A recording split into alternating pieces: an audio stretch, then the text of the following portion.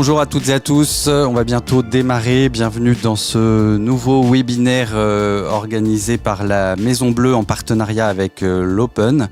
Ce webinaire donc, qui est l'épisode numéro 3 de la série que nous proposons maintenant depuis de nombreux mois en partenariat avec la Maison Bleue. Et l'idée est, je suis donc Thomas Romer, je suis le directeur et le fondateur de l'Observatoire de la parentalité et de l'éducation numérique. Et nous sommes en partenariat avec la Maison Bleue pour déjà depuis un bon moment, nous nous occupons de former les professionnels, les éducateurs jeunes enfants et tous les responsables de crèche dans le cadre de formation sur l'impact des écrans chez les tout-petits. Et en complément de ces actions de formation, la Maison Bleue, qui est particulièrement impliquée sur cette question de la gestion des écrans, a décidé d'organiser un cycle de webinaires. Et donc, c'est le 3e épisode aujourd'hui, avec un titre qui, je pense, parle à beaucoup, à savoir comment gérer les écrans entre les petits et les grands. Et aujourd'hui, pour m'accompagner dans l'animation de ce webinaire, nous avons la chance d'accueillir Antoine Barcy, qui est donc psychologue et que je vais laisser se présenter tout de suite. Bonjour Antoine, bienvenue. Bonjour Thomas et merci à la Maison Bleue et à l'Open de m'accueillir. C'est un vrai plaisir. Est-ce que peut-être pour celles et ceux qui ne te connaissent pas, tu peux te présenter ce que tu fais, ton métier et peut-être pourquoi tu es là ? Oui, alors je suis psychologue clinicien et j'utilise comme média thérapeutique les jeux vidéo et plus particulièrement le rétro gaming, que vous avez ma salle de jeux vidéo qui est juste derrière. Alors je travaille aussi avec les enfants en protection de l'enfance et je suis référent sur différentes crèches en Île-de-France. Et donc, c'est vrai que si on t'a choisi aujourd'hui pour aborder cette thématique, c'est notamment le fait que toi, dans ta pratique de psychologue clinicien, tu utilises beaucoup le numérique, notamment quand tu reçois des jeunes qui sont en difficulté, et notamment tu utilises beaucoup de jeux vidéo dans ta clinique pour tout simplement accompagner ces jeunes qui rencontrent quelques difficultés. En tout cas, merci beaucoup d'être parmi nous. Écoute, je te propose de te laisser tout de suite la parole et de nous présenter un petit peu ce que tu avais à nous dire. Sachant que, je préviens tout de suite, on gardera quelques petites minutes à la fin de ce webinaire pour prendre quelques questions. Vous pouvez donc les poser dans le chat, on vous indiquera quand et on essaiera d'en sélectionner certaines afin de pouvoir y répondre. Antoine, c'est à toi. Je te laisse maintenant la parole pour nous parler un petit peu de ce sujet. Alors Thomas, tu m'as donné la lourde tâche de travailler effectivement sur la question de la gestion des écrans dans les familles. C'est une question qui revient souvent dans les consultations et particulièrement de la part des parents parce qu'ils nous posent la question de savoir comment gérer au maximum les temps d'écran, de pouvoir gérer aussi l'âge d'apparition des téléphones, des tablettes, des consoles auprès des enfants et plus particulièrement des plus petits de la fratrie. J'espère que je pourrai en tout cas, de par ce moment qu'on partagera ensemble, vous apporter quelques petites pistes et j'espère qu'on aura l'occasion de pouvoir échanger et discuter sur différentes questions que vous aurez.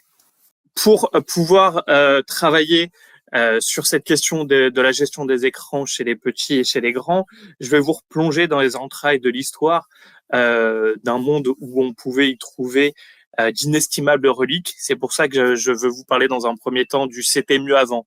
Qu'est-ce qu'on nomme écran de nos jours, à quoi ça nous fait appel et surtout comment essayer de vous accompagner par rapport à ce sujet.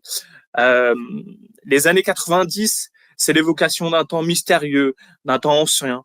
On y croise des artefacts mythiques comme Adibou, comme le Club Dorothée, comme les bornes d'arcade ou encore Windows 95. Rappelez-vous le temps que vous passiez devant votre écran avec Dorothée, Jackie, Corbier, Ariane le soir à partir de 16h30. On va parler des outils numériques nostalgiques pour essayer de comprendre le lien actuel que nous faisons avec l'usage du numérique chez l'enfant. Est-ce que là, ça déclenche chez nous ? On entend souvent chez les parents. Tu te souviens quand ils parlent ensemble et qu'ils arrivent dans la salle de rétro gaming. On se rappelle tous avec nostalgie de ces moments vécus et sublimés qu'on a eu sur Game Boy, sur PlayStation, devant un vieil écran. Et on a toujours un petit sourire, car nous regardons vers le passé avec un œil rêveur. La nostalgie, c'est un outil qui nous permet de retrouver la sérénité en période de stress. C'est une expression de notre rapport à la temporalité et c'est un outil social quand il peut être partagé.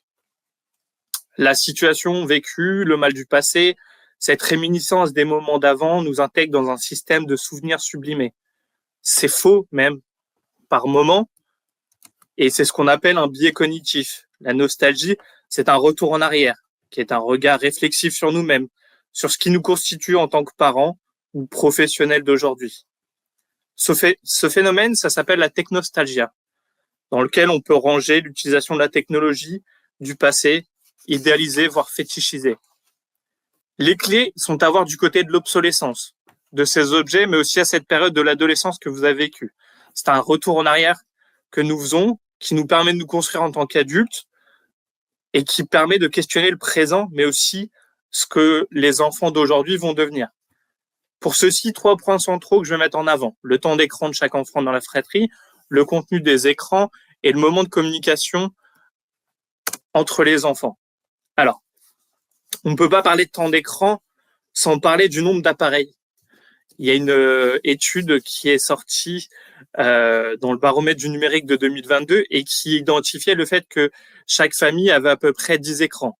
Dans les écrans, on peut comptabiliser les téléviseurs, les téléphones, les tablettes, les ordinateurs, les montres connectées et les consoles portables. Bien évidemment, on parle de tout ça pour les parents, mais aussi pour les enfants.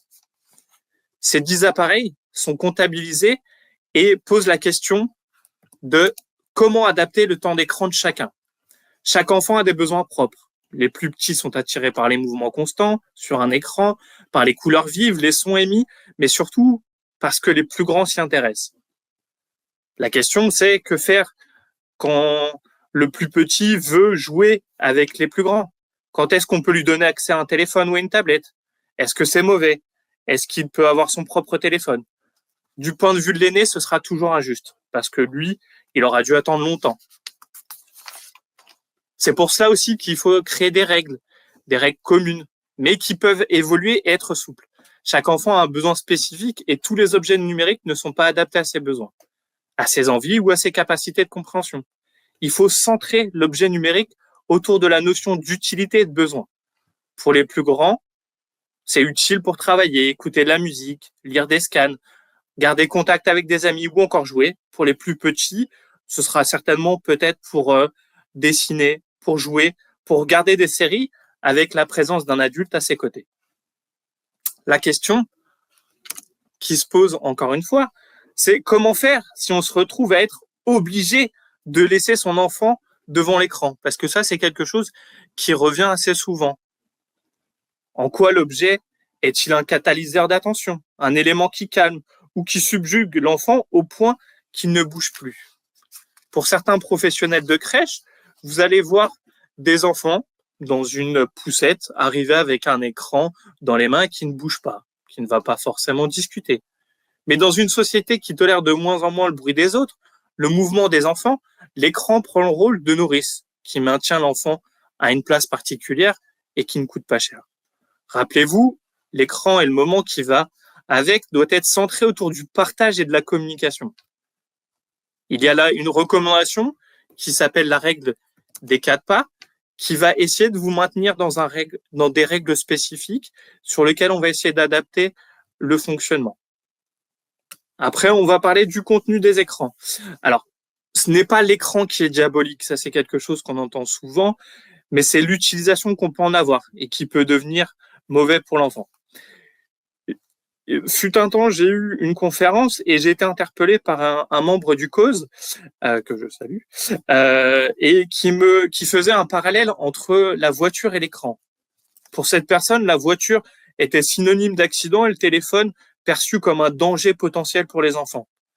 L'image a essayé d'être retournée. Je lui ai dit, finalement, regardez, quand on regarde un couteau c'est utile.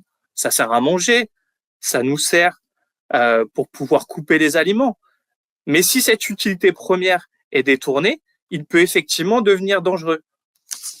Pour l'écran, c'est la même chose. L'écran en soi n'est pas quelque chose de négatif, mais au contraire, il peut permettre des choses très positives. Les parents et la grande fratrie doivent s'intéresser au contenu regardé par les plus petits pour éviter les dangers comme le porno. Malheureusement, aujourd'hui, on sait que dans les familles, l'accès au porno se fait et facilité par les téléphones connectés à Internet et aussi par le fait que les grands frères ou les amis des grands frères peuvent montrer aux plus jeunes des images pornographiques. Bien évidemment, vous avez les films d'horreur, où vous avez des images qui sont inadaptées pour les jeunes. Vous aviez pendant un certain temps sur Internet quelque chose qui effrayait pas mal les jeunes et qui s'appelait Momo. Le cyberharcèlement que vous pouvez avoir sur les réseaux sociaux et sur les jeux vidéo, et les contenus violents que vous pouvez trouver sur les réseaux sociaux tels que Telegram. Pour autant, l'écran est un facilitateur de liens. Il peut créer du lien entre les jeunes, frères et sœurs, au même titre qu'un jeu, une bonne nourriture, un moment ensemble qu'on partage. C'est un moment convivial. L'écran réunit, et si les canapés étaient centrés vers les écrans du salon, c'était pour réunir la famille autour d'un moment commun.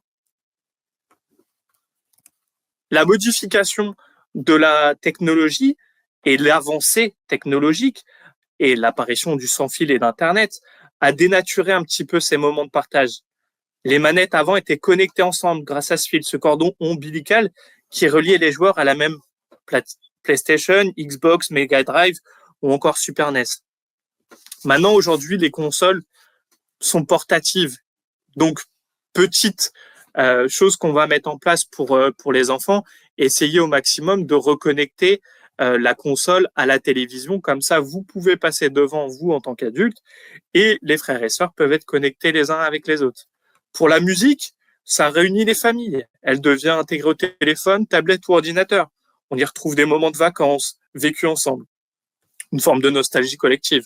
Pour les séries et le phénomène de rétro-watching, qui est propre à Marion Azaperi, on réunit la famille. Beaucoup de familles aujourd'hui regardent des films des années 90 ou d'anciennes séries. Des séries du samedi soir où il fallait attendre une semaine, on laissait place à la surconsommation d'épisodes à la suite.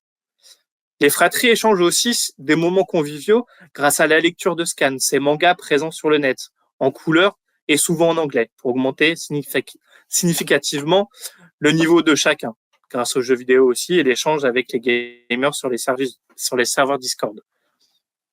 Quelques règles.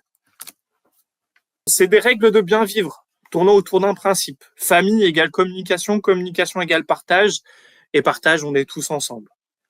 Si vous pouvez même voir, on pourrait limite remplacer l'écran par de la nourriture. L'idée, c'est de faire quelque chose ensemble. Quand on allume un écran, on essaye de le faire avec un but particulier. C'est une façon d'avoir un but. On essaye de sélectionner un contenu de qualité. On essaye de discuter, de partager par rapport à ce qu'il y a sur l'écran, de s'y intéresser en tant que parent, en tant que frère, à ce que fait la fratrie. Les parents, les grands, ont un but de devoir interroger ce que font les plus petits et de savoir quel contenu intéressant il y a dans l'écran. Tout n'est pas bon dans l'écran. Partager des moments avec et surtout autour de l'écran, c'est partager des moments avec du sens. La communication, le lien, les règles adaptées à chaque âge et surtout la confiance. Chaque enfant de la fratrie a un rôle important dans cette éducation numérique. Et rappelez-vous, s'il vous plaît, en tant que parent et en tant que professionnel, intéressez-vous à ce que font les enfants sur les écrans. Nous avons passé nous-mêmes du temps sur les écrans. Nous avons grandi avec les écrans. On entend souvent parler de génération Z, qui sont la génération des années 90-2012, la génération d'alpha d'aujourd'hui. Mais ceux qui sommes nés avec les écrans et ceux qui avons vu cette éclosion numérique, ce sont nous, les adultes d'aujourd'hui. La perception de la structuration numérique dans les familles, au sein des familles, est biaisée par notre regard nostalgique d'une enfance différente, ou en tout cas perçue comme telle, et portée vers l'extérieur. Les parents souhaitent ou préfèrent voir les enfants jouer ensemble dans le jardin, mais c'est eux qui mettent les objets numériques dans les mains de l'enfant. Un équilibre est à trouver, c'est une évidence, entre les pratiques passées, le c'était mieux avant, les pratiques d'aujourd'hui et les pratiques de demain. Parce que rappelez-vous que les enfants d'aujourd'hui seront les adultes de demain. Et si on arrive à accompagner ces enfants vers le numérique, si on arrive à accompagner les fratries vers le numérique, les écrans ne poseront plus souci. Et dernier petit mot, pour avoir un petit clin d'œil à notre génération nostalgique, on laisse pas bébé dans un coin seul avec un écran dans les mains. Merci en tout cas, et si vous avez des questions, je m'y ferai un plaisir d'y répondre. Merci beaucoup Antoine. En effet, si on cherche un petit peu à synthétiser tout ce que tu nous as dit, c'est que globalement, et c'est ce qu'on essaie un petit peu de répéter à travers les webinaires que nous faisons et les professionnels que nous rencontrons de la Maison Bleue, mais aussi ailleurs, c'est que évidemment gérer les écrans dans la fratrie, c'est pas simple, surtout quand on a une différence d'âge très importante. Pour autant, l'enjeu, il est avant tout de s'intéresser à ce qui se passe dans les écrans, de pouvoir prendre la température, justement, en termes de maturité émotionnelle et affective des enfants. Et ça, c'est en partageant des temps d'écran avec eux qu'on pourra s'en rendre compte, mais également de savoir par moment mettre des limites, même si c'est pas simple, même si c'est parfois source un petit peu d'engueulade, hein, c'est souvent ce qui nous est rapporté, mais en tout cas de mettre des limites et un cadre à partir du moment où on a pu prendre cette température et se rendre compte de ce à quoi les contenus étaient faits ou non pour l'un ou l'autre des membres de la fratrie. Et ça, c'est un enjeu qui ne peut se faire qu'à partir du moment où on a pris le temps de redévelopper des rituels en famille, de pouvoir, on va dire, essayer de passer aussi des moments conviviaux autour des écrans. Le rétro-watching que tu as cité, c'est tout simplement le fait de pouvoir, pourquoi pas, partager un film qu'on a apprécié quand on était petit et le regarder avec ses enfants pour pouvoir justement en discuter ensemble et par la suite développer un cadre éducatif qui soit cohérent. Il est déjà le temps file. Ce que je vous propose peut-être, c'est de prendre certaines des questions.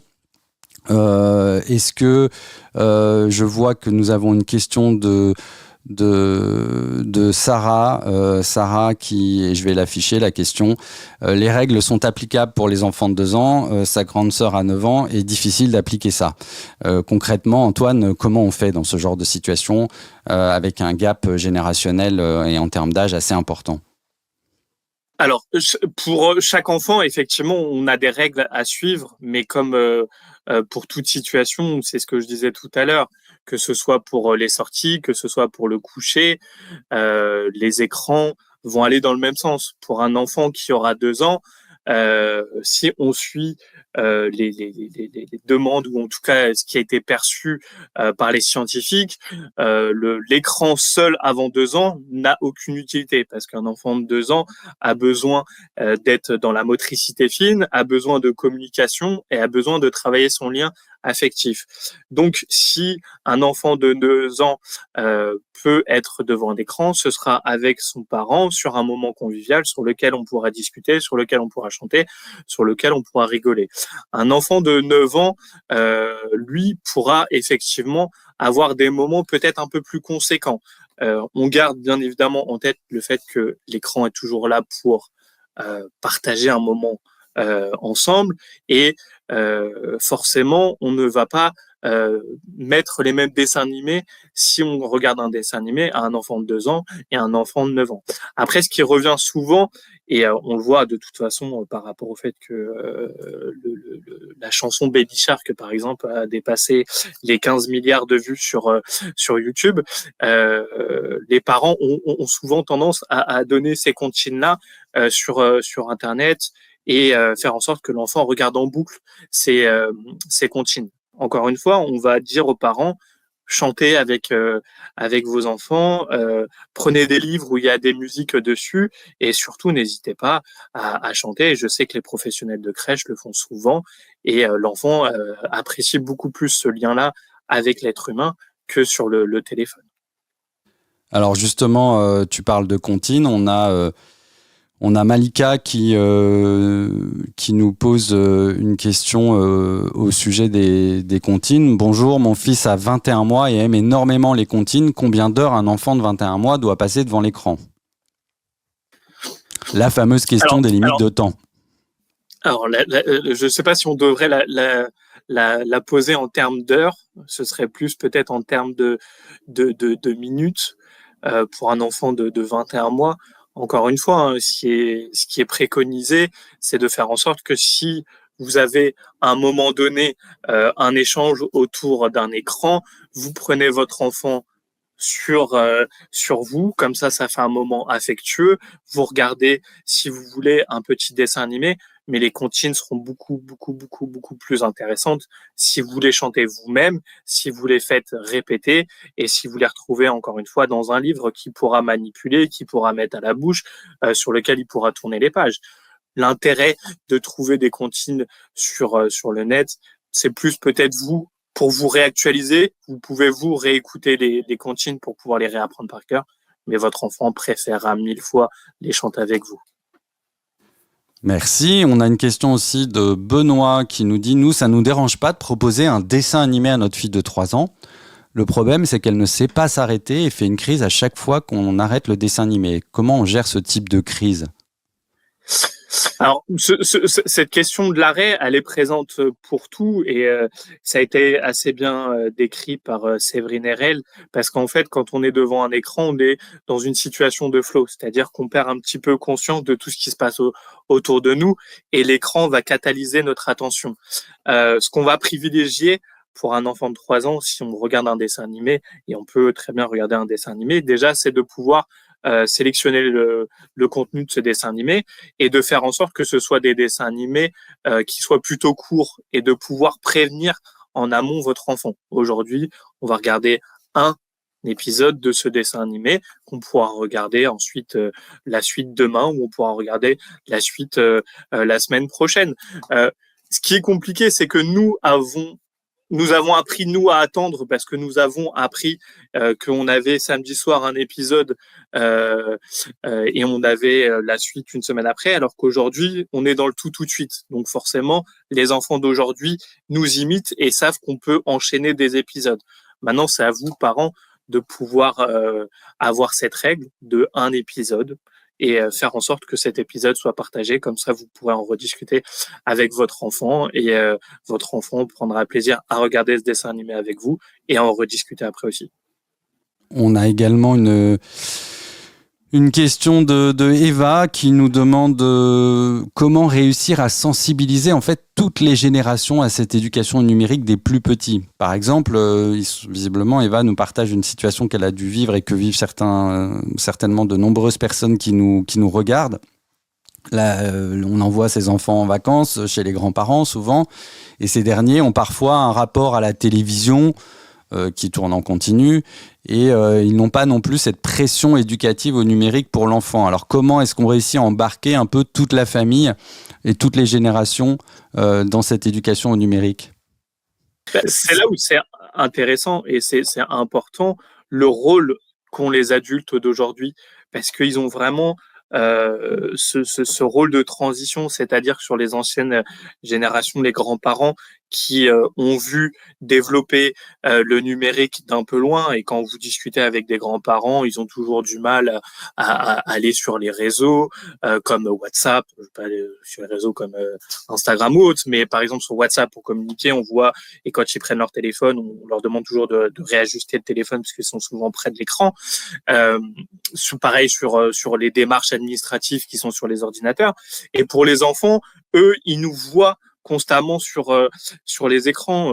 Je vous rappelle qu'on a vécu en 2020 un confinement où vous aviez une grande majorité des adultes qui étaient sur les écrans, que ce soit pour travailler avec le télétravail, mais aussi pour communiquer avec la famille qui était à distance et pour jouer aussi, parce que je rappelle, petit chiffre, que le profil du gamer français est de 39 ans. C'est pas un gamer de 17 ans. Donc les adultes aujourd'hui jouent beaucoup. Maintenant, l'idée c'est de pouvoir faire en sorte que les écrans sont chez nous, c'est nous qui les avons amenés. C'est pas, on a souvent cette image que ce sont les écrans qui nous envahissent, mais c'est nous qui les achetons, c'est nous qui les amenons à domicile. Comme on a vu tout à l'heure, il y en a à peu près 10 par foyer.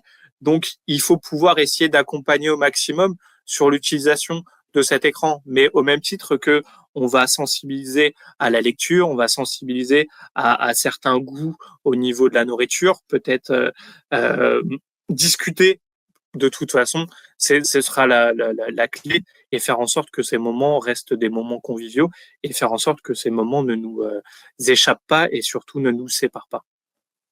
Alors justement, un petit peu en lien avec ce que tu viens de dire, on a Jules qui te remercie pour ton intervention et qui dit, je pense, et qu'il vit des situations que vivent pas mal d'adultes, c'est-à-dire maintenant avec le télétravail notamment, je dois consulter mes mails le soir ou le matin sur mon téléphone et répondre à des conversations amicales, familiales.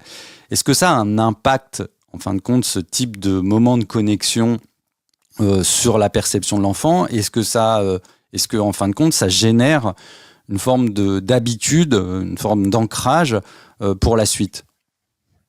Oui, ça a un impact, parce que les enfants sont des éponges, les enfants sont des imitateurs, et pour pouvoir développer leurs connaissances intellectuelles ou affectives, ils vont être dans l'imitation. Et vous le voyez dans les jeux d'enfants, déjà même à la crèche, vous avez des enfants qui vont prendre n'importe quel objet et qui vont faire semblant de téléphoner. Donc oui, forcément, ce que nous allons avoir comme habitude, forcément aura une répercussion sur le fonctionnement des enfants.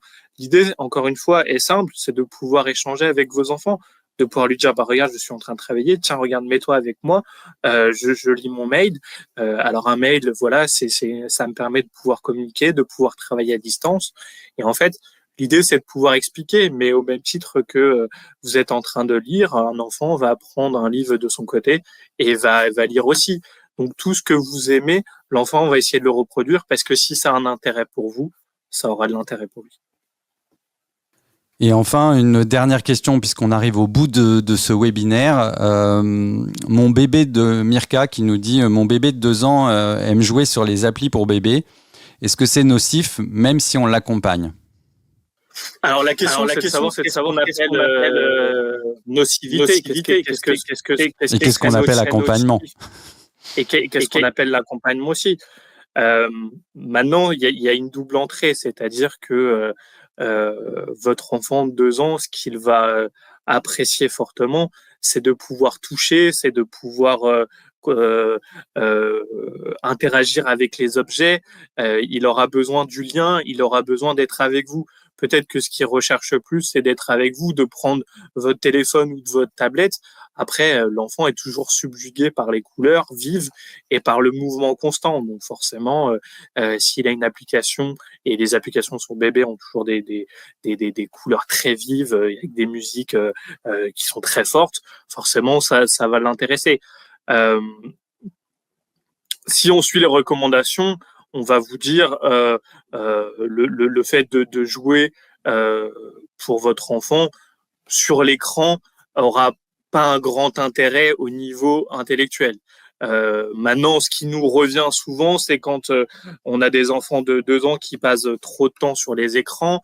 Ce qui est observé, c'est qu'il y a des retards de langage, non pas à cause de l'écran, mais parce que en fait, il n'y a plus de communication entre le parent et l'enfant. Si vous arrivez à communiquer avec votre enfant, si vous arrivez à faire en sorte que votre enfant ne s'échappe pas dans sa chambre avec l'écran et qu'il reste avec vous, et que c'est sur un temps bien précis, et qu'après vous enchaînez avec la lecture d'un livre, ou que vous enchaînez avec un jeu ou une sortie si vous pouvez, ça fera partie d'une sorte de rituel de la journée. Et en fait, il prendra le jeu sur le téléphone, ce petit moment, comme une autre activité. Finalement, il se dira, j'ai pas plus d'intérêt à aller sur l'écran que d'aller sur autre chose. Donc, il n'y aura pas une volonté extrême et constante d'aller rechercher cet écran absolument. Super. Écoute, merci infiniment pour ces réponses très claires.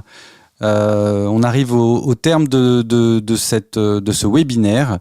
Un très grand merci à toutes et à tous pour votre participation. On a eu pas mal de questions sur les replays des premiers épisodes et de cet épisode.